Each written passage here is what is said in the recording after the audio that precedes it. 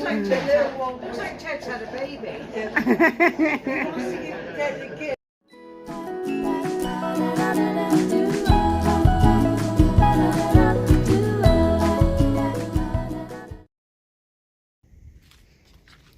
In The Hidden Life of Trees, which is an incredible book, but if you haven't read, I couldn't recommend it enough.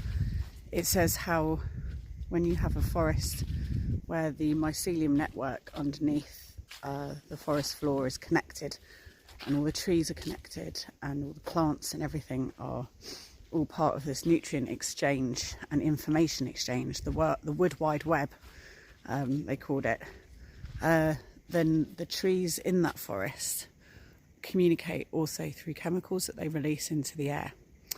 And if you walk through forests that are like that, then your body senses it and can pick up on these chemicals that are in the air, and you instantly relax.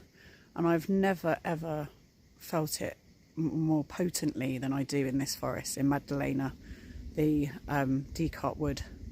It's just extraordinary. As soon as I enter this forest, I feel relaxed.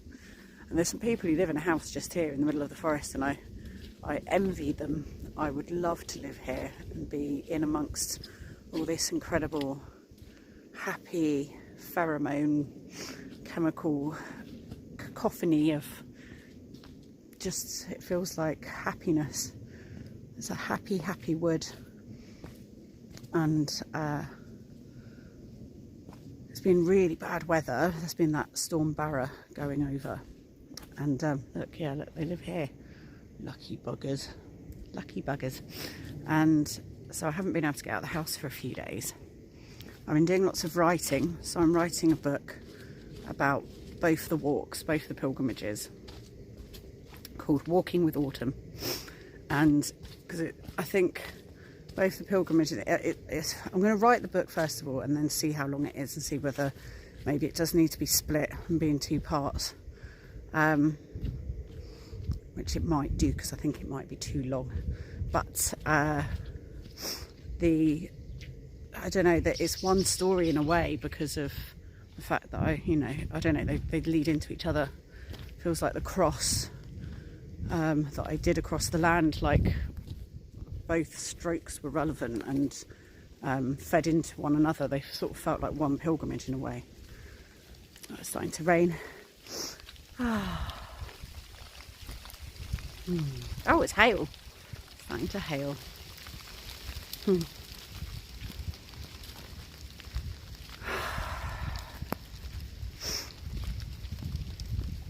It's just such a joy to be here, and I'm practicing listening still and being here with the land and just embracing her. So I was feeling very full of despair, and I said I felt like I'd been changed forever, and I didn't really know what to do with that or how to navigate it. And I found a way, which is something I already knew but just had to remember. And some of these things I'm finding more and more now. It's not about some new revelation, it's about the layers. It's all like everything's an onion.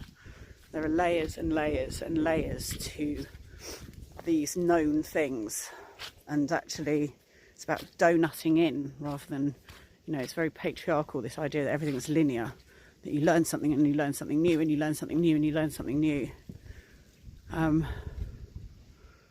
This isn't about learning something new. I love this little stream. Just take a moment to listen to this stream.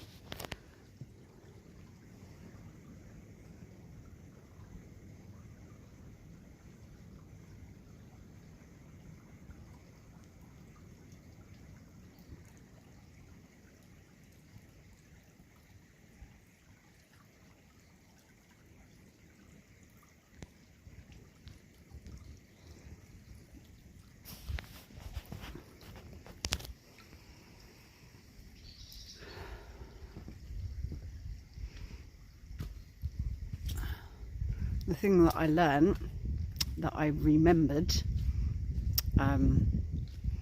this week, and it was actually Mac McCartney. watched his Facebook live video event called The Law. And the law is that it's the law of nature, that things happen, that foxes kill chickens, and you know, tigers will hunt gazelles, and that just happens. Lions hunt gazelles. It's not like anything personal. You know, they're not doing it in a nasty way. They're just doing it. It's just the law that that's what they do. But it's not done with cruel purpose. It's just the law. It's just the way it works. And we've broken the law. As humans, we've done something wrong, and we know we have. We've not kept up our side of the bargain, and we've broken the law. But he was saying in that he can't look at the apocalyptic despair side of things, because it's there, he's aware it's there, but it doesn't serve him to be giving it any mind, giving it any energy, which I really needed to hear, because I couldn't not see it for a moment there. And he said that, I can't remember whether he did say this now, but what I then remembered is, it was either from him saying it or something else came back to me, that the thing that I also became present to at COP, that wasn't just the despair, was the love that this land has for us. Like, the unbelievably abundant, infinite. I mean, we will never ever fully comprehend or be able to fathom or begin to even vaguely comprehend how much love this planet has for us, and how held we are and looked after. Everything we need is here, and it's just this infinite love. And that might sound really hippie, but so what? I don't care. We think we know how to love. Like, we think that we know what love feels like. We think that we might, I think probably parents, when they have children and they feel unconditional love for that child, probably get, somewhere close to the feeling that this earth has for us. But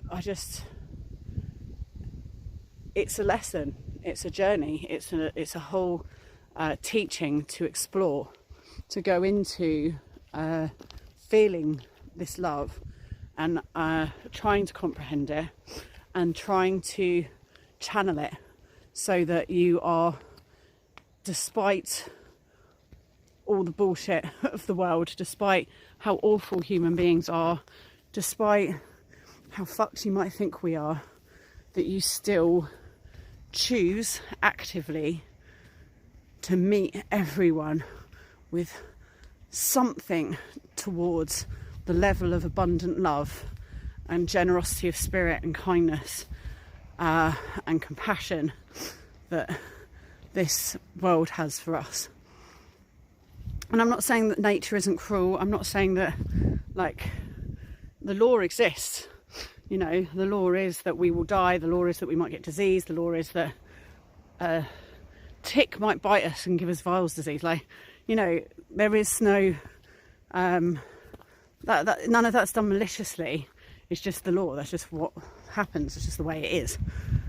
But we are held and fed and looked after and given everything we need as well. And it's this cacophony of oh, look, there's all the wax caps. Yay, loads of wax caps. It's a cacophony of opportunities and opportunities to grow, to learn, to discover, to develop, to love. And the more we spend time The more we spend time with her and in her and around her, just the more joy we will experience, and there's just so much happiness to be had, and it's all here, and it's all a gift.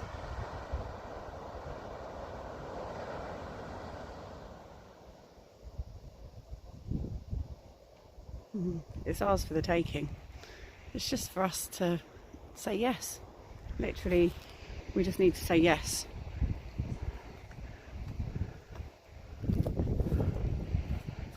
And spend as much time with her as you possibly can.